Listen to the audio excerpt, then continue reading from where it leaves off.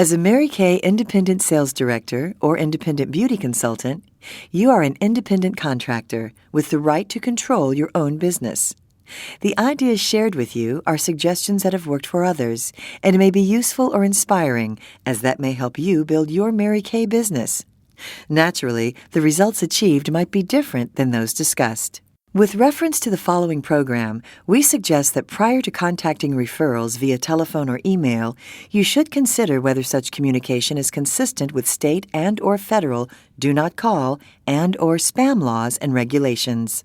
For more information on this subject, you can go to LearnMK on In Touch and click on the Legal and Tax link. Otherwise, Mary Kay always recommends face-to-face contact, which should help you avoid any issues with these types of regulations.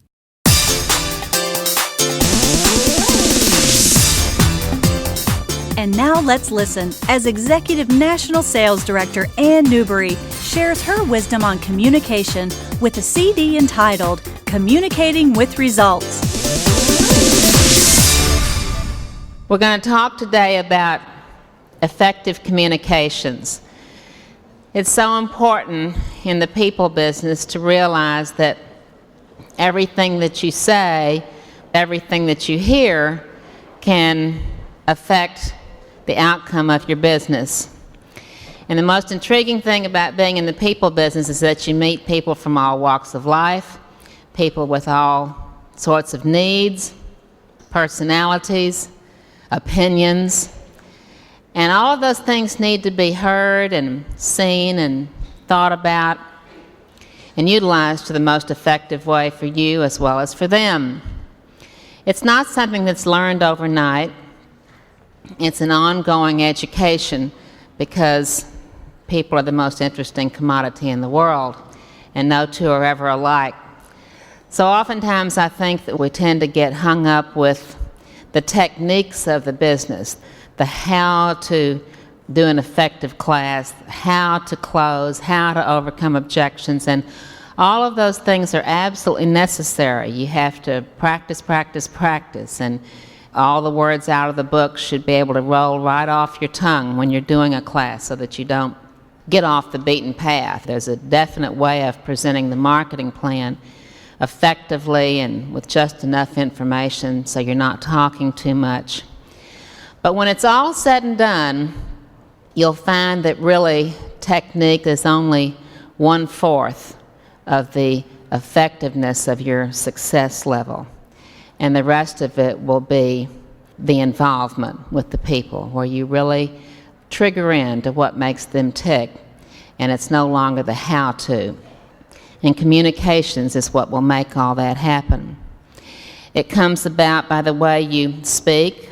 It comes about by the way you listen. It can come about in your written communication when you write a note or a letter. Certainly a lot of it has to do with body language.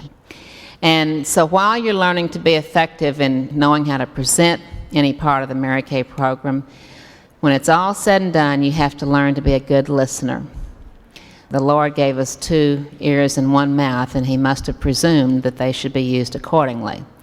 So I think in the height of our enthusiasm, sometimes we tend to become a little overly zealous, and we tend to talk so much about Mary Kay that others find us monotonous.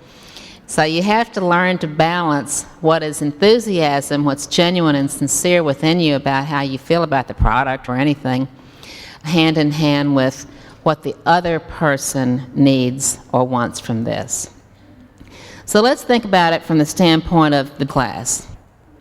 And your approach, all the way from the time you reach the hostess's home, to greeting her guests, to the point that you conduct the class, involves a balance of meeting them, putting on a good first impression, not talking too much, but rather listening in the beginning.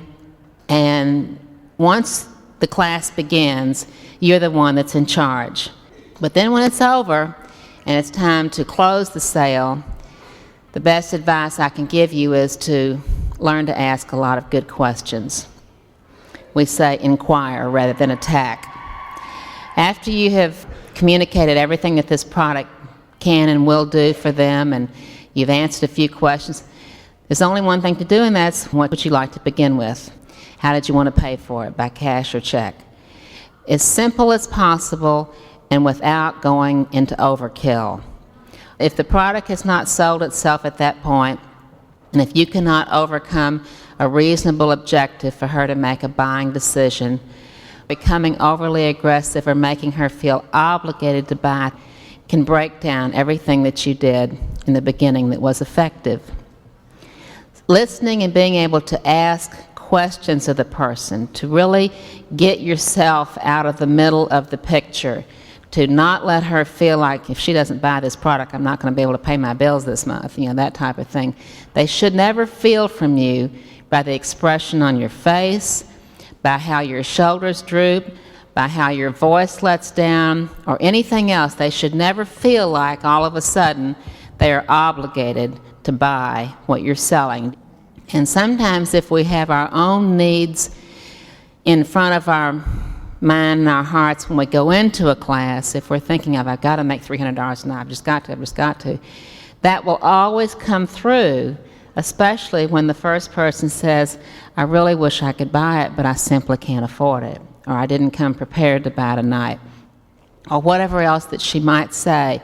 If everything about your whole persona goes down at that point and she can see that you're no longer this bubbly, effective person that was putting on a good presentation, that it's like, oh my stars, I really didn't know it was an obligation. I thought it was complimentary. I didn't know I had to buy tonight. If all of a sudden what you've done that's right goes down because you lost your effectiveness in communicating, it can break the entire show. And the person no longer feels that you were the pro that you set out to be. So you have to keep that great big smile on the whole time. You have to know that when you're in the people business that objections will always be the norm. And so you learn to ask questions. You learn to inquire first. You don't attack the person. If she says, I really can't afford it, oh, it's not a problem, it's not expensive, don't worry, I'll work it out for you. You just don't start pushing on them, because they will push back. And then you have a wall that goes up. You learn to ask questions. Well, can we talk about this for a minute? Let's see how much you could afford. Let's see how much it means to you to own a skincare program, and if we can work out a way that's effective. Is there any reason why you couldn't consider having a class? I think if you really understood our hostess program, it would be a better plan for you. By asking questions instead of just directly telling people, you do not assume a pushy nature. And the more that you can get the person to talk to you, the more she will reveal what's really going on in her mind. It's often been said that the first two objections that someone gives you about anything are the two you have to get past in order to get to the real one. So if you continue to ask delicate questions that will make her talk, you get the client to always talk, she will reveal what really is true. And oftentimes, she will have sold herself on, I guess I really could get it. I guess if I worked out a couple of other things, I do want it. And what you're trying to get her to do is to keep talking about what's going on in her head and in her heart. And if you ask questions and listen well, let me be sure I understand you. I'm not sure I understood exactly what you were saying. Would you tell me that again? You will get the answers and you will become an effective communicator.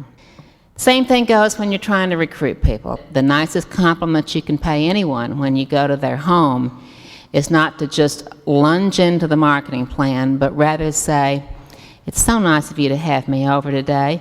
Why don't you tell me a little bit about yourself? And start asking polite, courteous questions that are also probing. How long have you all lived here? Are you from Dallas originally? And what did you tell me your husband did for a living? Well, that's really interesting. Have you worked in a while? And get her to reveal a lot about herself. It is a compliment to people when you're genuinely interested in knowing what makes them tick. But when you walk in someone's house and say, I certainly am glad you let me come over today. Mary Kay's the most exciting thing I've ever done in my whole life. I'm making all this money. You won't believe it all I've done. I'm going right to the top, and I think you ought to come with me. It's the day that you possibly lost a sale or lost a prospect. It is apparent just from your very being that you're enthused about what you're doing.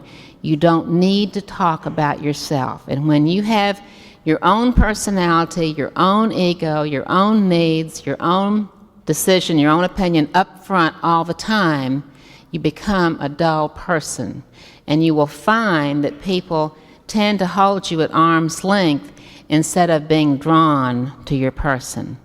You want to assume a charisma that people will want to follow your leadership, follow your personality. They're interested in what makes you tick. And the best way that that can happen is for you to ask most of the questions and let them do the talking about themselves, which is a compliment, and then it's their turn to probe about you. And you'll always have a chance to talk about yourself. But sometimes talking too much can become so offensive, and we do get carried away in Mary Kay, and our enthusiasm takes over, and before you know it, you've said far too much and you've killed a whole hour, and you never really determined what the person's needs are. The key to salesmanship is to determine what the other person's needs are and then find an effective way for her to have it. Inquire rather than attack. You'll find, too, that by asking the right question of someone, the person begins to sell themselves on wanting to know you and wanting to be part of what you're offering. I'm sure when you've tried to recruit people, say, oh, I never could sell anything. Well, now that you're consultants, you know that we don't sell this product. We don't have to sell the product. We allow the product to sell itself. And the same thing can be applied to the career path. Sometimes consultants who are trying to earn their red jacket get so overly zealous, they put themselves on a time limit that they become overly aggressive, and they miss the point of seeing the other person and identifying could her needs be met in the Mary Kay career path. There's a fine balance between overcoming objections by saying, I understand how you feel. If you always adopt the feel, felt, found psychology, it will keep you off the pushy mode and will appear to identify with where they're coming from. I know exactly how you feel. I felt the same way myself, but I found that the girl who hosted the class that I saw was so natural in her approach. She simply taught us what the skincare could do and really let us make the decision. I never felt like she sold me anything. And if you can present it in such a way that they say, oh, well, I can see that, and say, did you feel like I sold you anything? Oh, no, you were just great. And I say, well, if I thought I had to really sell it from the standpoint of making people buy it, I wouldn't be here today. And if we could teach you to do the same thing, is it something you think you would enjoy doing? Could you use the extra money? That's probably the easiest question that you'll ever ask of a prospective recruit. It's not a matter of saying necessarily, do you think you'd like to do what I do? Because the low confidence people will say, no, I never could. Do you think if I taught you to do what I do that you would like to do? Well, I don't know. I'd need to know more about it. But one question that will always get you a yes answer is, could you use some extra money in your life right now? And when you get them who couldn't, when you get an obvious feedback, say, well, could we sit down and have a coffee and I tell you what the Mary Kay marketing plan could possibly do for you? And then you proceed to ask her questions about herself first, and then find what the key issue might be that's lacking in her life. It could be job boredom. It could be too many children and not enough money. It could be just needing a break from the house. It could be building self-confidence. It could be lacking recognition. But generally speaking, even though we fill all of those, the one thing people will need from it is money. Doesn't matter how much or how little. If it doesn't pay some money, the cost gets to be too high. So you identify a good relationship with someone by talking about the money first, even though all of the other attributes will come. It's hard to tell people that pink Cadillacs and diamond rings and wonderful friends and relations and travel, it's hard for them to relate with all of that if it wasn't what they needed. But if you talk about the money and how we earn our money, and then they come into the environment and they become part of a group, and you, and then the director and the unit, all of those emotional things will happen to her. But for you to say all of that because it filled your need does not necessarily mean that it's applicable to her. Do you understand that? So talk more about her and ask a lot more questions, and mostly related to money first, and the other things will follow. It's good to record your voice from time to time. Not so much a matter of how the guests interacted, but what your voice levels are. You might do this in a pace-setter class with your director. Be open and be receptive to other people's opinions, not criticisms, but opinions of things like your speaking levels. I think it was Archbishop McGee that once said there are 3 kinds of people that speak. Those that you love listening to or can listen to, and those that you simply cannot listen to, and those that you can't help but listening to. And the only way that you know what kind of a spokesperson you are is to hear yourself do a presentation and to realize that when we talk too fast, that the other person simply cannot follow us. They cannot assimilate the information. So that kind of communication can have a very direct impact on when and how you make a sale. You should tend to stop from time to time and say, did you understand that? Did I help you understand what that part of the product would do? Or did the marketing plan at this point make sense to you? Did you want to ask me any questions about it at this point? Always draw in the other person. It is a compliment to their intelligence. Be sure that they understand what it is you are saying. Otherwise, you will simply be running off at the mouth and they have tuned you out. You can only listen to one person just so long, and then they tune you out. Do remember that the customer, I don't care if that's a product customer, a prospect, even someone you're trying to warm chatter at the mall or whatever, the customer is always right. And her needs must always be met in the course of attempting to make a sale. So you always agree with the other person before ever attempting to disagree. Because if you don't, you will have lost it permanently. She will tune you right out. Many times you will find yourself in a situation of wanting to invite guests to a guest function or meeting. It's another interchange between 2 people. And if you don't listen to what the other person says, you'll find yourself very disappointed. How many of you have stood at the door of a hotel saying, I'm waiting for my guest, I'm waiting for my guest, and then you found yourself sitting alone at the function? Why did that happen? Breakdown in communication. The consultants say this to me all the time. My directors say it to me too. I told her to meet me there at 6:15. You told her to meet you there at 6:15. And what did she say in response to that? Well, she said she would get there. She said she would. She thought she could. She said she'd try. She said she would try. And then sometimes you get so irritated. You think, well, if she's not the kind of person that can show up when she says she's going to show up, then I just don't want her on my team. Did it ever occur to you that she might have had an automobile accident? Did you check your messages? Well, no, I've just been so busy. Who is in the center here? Who is in the center? Never judge a person until you've walked in their moccasins. Never presume anything until you know the facts. You'll never be where you want to be if you always cast the blame elsewhere. And no one is very impressed when you go around saying, I am just really busy. I mean, I do have clients that really do need my services, so I'm just not going to sit around and wait for the same person that's just standing me up all the time. Who is in the center of this picture? The customer is always right, and we're in the service business. That doesn't mean that you get walked on, but it does mean that you learn to communicate better. And let me give you an example. I learned early on that when I got stood up for situations that I probably did the same thing. The person said, I'll try to get there if I can. If I can get a sitter, I will be there. If there's any if attached to the whole sentence, just know you don't have a confirmed deal. And even if she convinced you that she'll be there, rain or shine, there's always the chance that something did happen.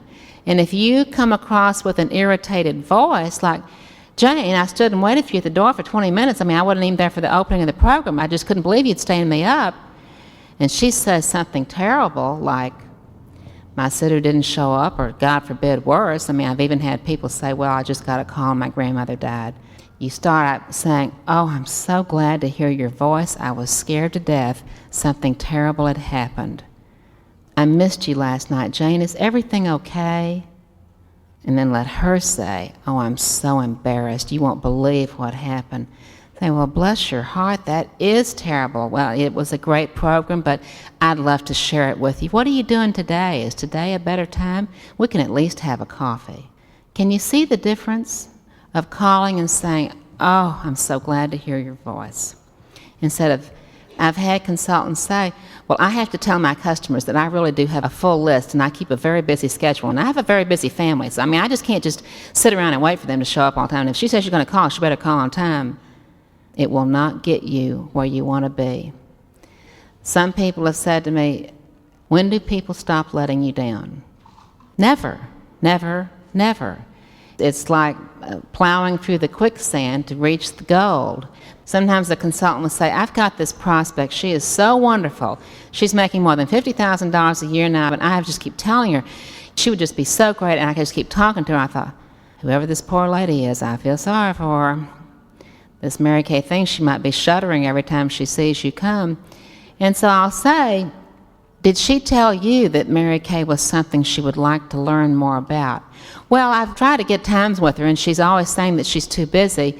And I know she really is, but if she just understood it was all about, I just know she'd be more impressed. I just know she'd want to do it. How do you know that? I don't care if she makes $50,000, $150,000, or $5. Is she happy doing what she's doing? Is she interested in making more money? If the person gives you reason to think we have a discussion here, then you can proceed. So sometimes they'll say to me, and a director might get herself in an embarrassing situation, say, would you just call her?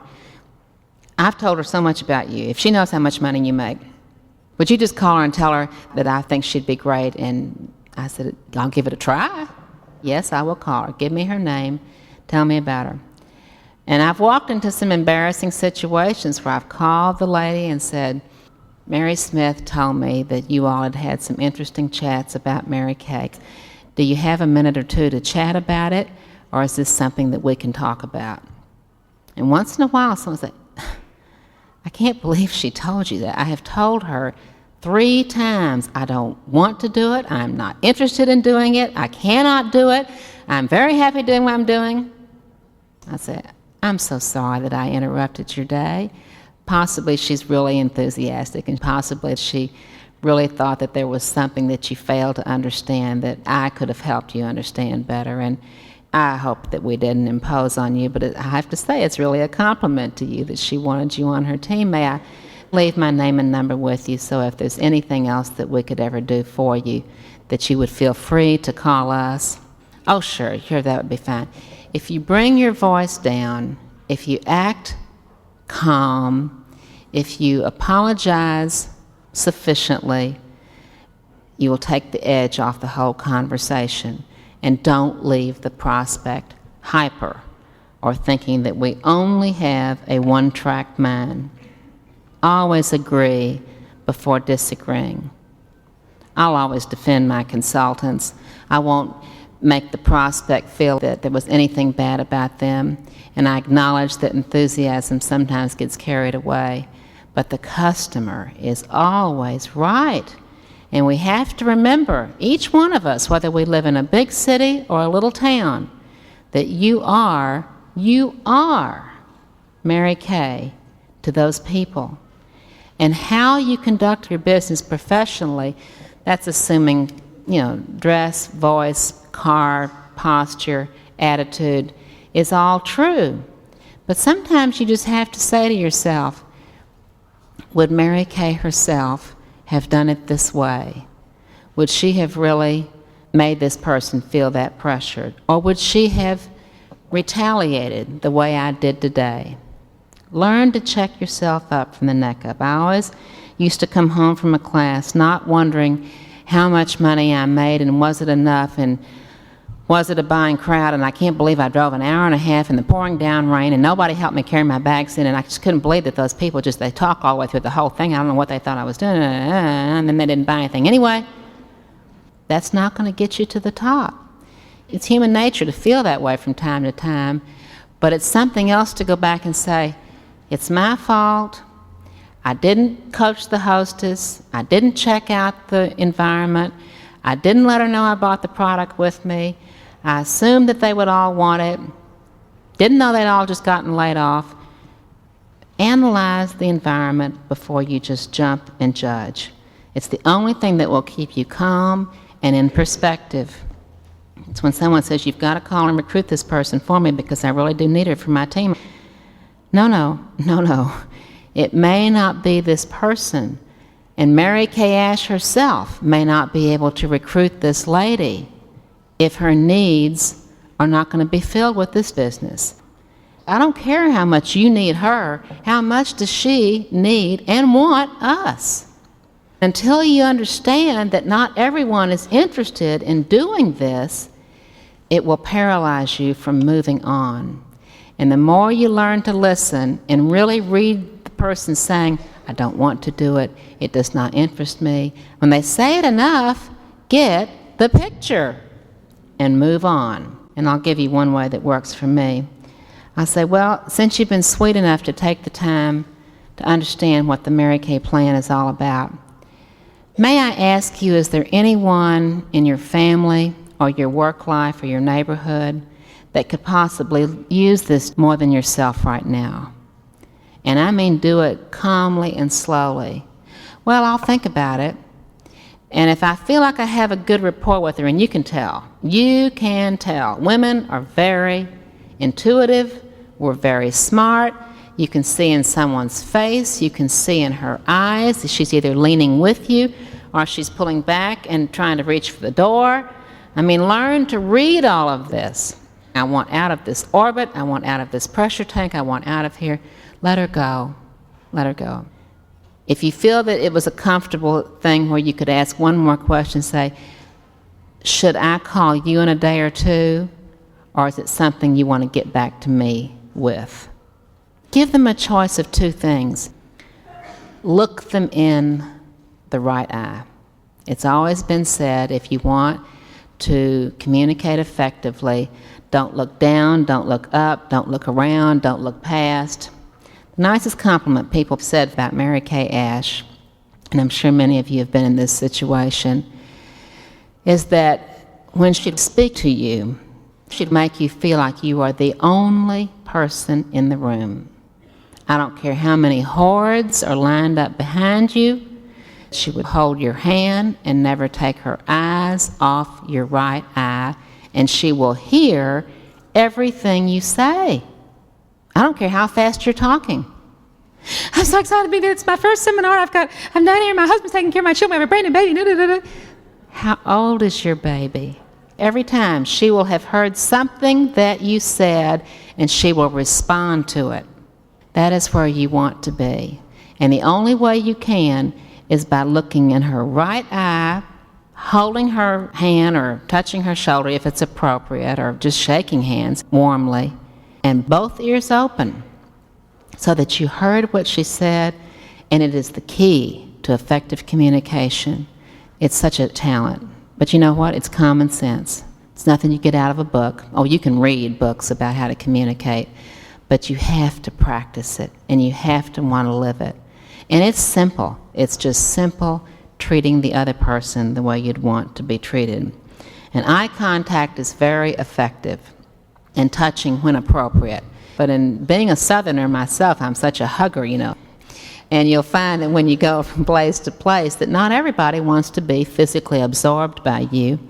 And I don't understand it. I think I'm wonderful. But anyway, they are a little cautious in some other parts of the world. So you start out with a professional handshake. Does not have to be a man's handshake. You can just sort of warmly be yourself, firm, polite, But as you grow into the person, all of a sudden, I don't know what it is that women have, but it's an intuitiveness that can make you so successful that it can't be read in a book. Oftentimes I say, if it's there, and it's got to be from the heart, I really do think I'm going to see you again. I think you and I have a long relationship ahead of us. And they're saying something to me too, you really shed a whole nother light on this whole thing. I thought it was just sales, or you really made it clear that this is big business or whatever, or that it's really designed for helping people grow. Or anyway, I may say, I want to give you a hug. And you can tell when it's appropriate, but only by looking in their eye. If you're constantly looking in the right eye, it takes the onus off you. You're not worrying about whether your slip is showing. You get past yourself and into her. Even if you're new, you can just say, I'm really learning a lot. I am learning a lot about people. So I'm going to learn to let this person talk, and I'm going to listen to what she says. And then I'm going to say, I wish you'd tell me more. That is really amazing. Tell me more about that. And it sure keeps the onus off you, and it makes you sound so intelligent. They will think that you're intelligent. Nodding, smiling, keep that smile on your face all the time, even if she says, I don't want what you're selling, I don't want to do this, I don't want to buy it, I'm thrilled with the product I'm using. Don't say, how could you be? Say, I understand how you feel. You knew when you came over that it was complimentary, and I sincerely hope that if you ever want to give Mary Kay a try again, that I would be the one that you would call first. May I leave you my card? Would you keep it and consider a facial in the future when you run out of using what product you have? Make the person feel comfortable and be a professional. You will win them over. They will remember you for that. It builds confidence in others too, to get positive responses from other people. You may have decided, I need to get 5 recruits this month, I'm going to be on track. What gets you into motion is that you have now decided, I want to be someplace. I'm going to set my goal. My director said set a goal. I'm going to set the goal, and I've only got 2 weeks left to do it, and all of a sudden, the world becomes your oyster, and everyone that you ever knew, saw, thought about, or haven't met yet is going to hear from you in a short period of time. It's fine because you have to decide in advance what you want a phone call to accomplish before you get on the phone. You have to do that. And it keeps you from killing a lot of time. You have to be driven by a goal. But then your attitude says that your concerns for the other person have to lead out front. And so your approach must always be the same.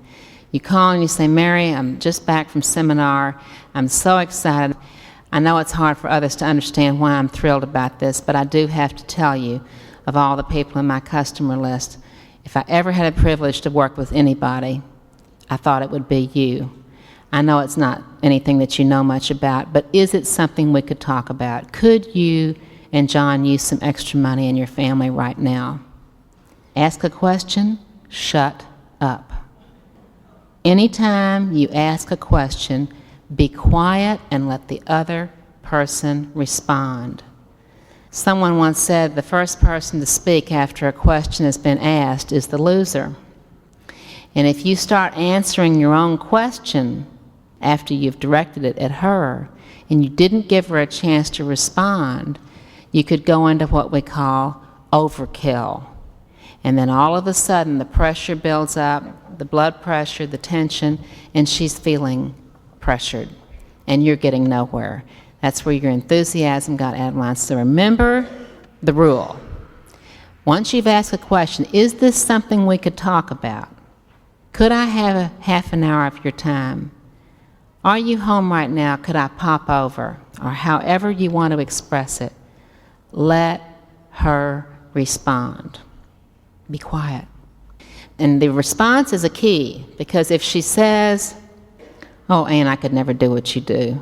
I mean, God knows we need the money. That would just be out of the question. I mean, I'm just trained to be a nurse. I hear you. I understand you. Could I have the half an hour? I'll guarantee you after a half an hour, if it's not right for you, you'll know it.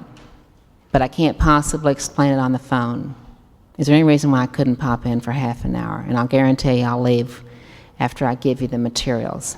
I think you owe it to yourself to listen. Could I come over? You'll know if it's convenient to do that. If she says, oh, golly, I really would love to hear about it, but you picked the wrong time. I'm just taking the baby to the doctor right now. Oh, is she sick? No, it's just routine checkup. Well, would nap time be a better time? I could come after 2. Or would tomorrow morning be better? She never said, no, you may not come. No, I'm not interested, right? Right? So I heard exactly what she said, and she didn't say no to the idea. She just said no to the moment. So I listened very well so that I can respond to exactly what she said, not to what I think she said. And it's the same thing when you're inviting 10 guests to hear somebody speak at the meeting next Monday night, and you stand there waiting and no one shows up. Let me say that the best way to reach somebody that you really want to sell something to is through her stomach. So I got in the very habit of saying, I'd love for you to be my guest to hear this wonderful speaker. She's coming all the way up from Dallas, and she's my director, and she's dynamic, and I know that Mary Kay is not something that you've considered before, but I wish you'd just be my guest that day. And by the way, I'd love to take you to supper. We could go stop by and have a salad on the way. Could I pick you up about 5:45? It was worth it to me to invest in a salad and pick up the person to get them where I want to be, to give them exposure to what I did. More often than not, the person was impressed. Boy, this really is an impressive group. It's not something I want to do, but I can see now why you love it so. You can tell when they're sincere, then you can say, well, now that you have seen what I do, is there someone you can think of in your work life that it might be better suited for than yourself, or that could use the money better right now? And just politely ask for the referral. Don't sit there and go, can't believe it, I took her out to dinner and everything else. Attitude, check yourself out from the neck up. Every person that comes into your life, your whole life is like a 3-act play, and it'll be a bestseller when it's all said and done.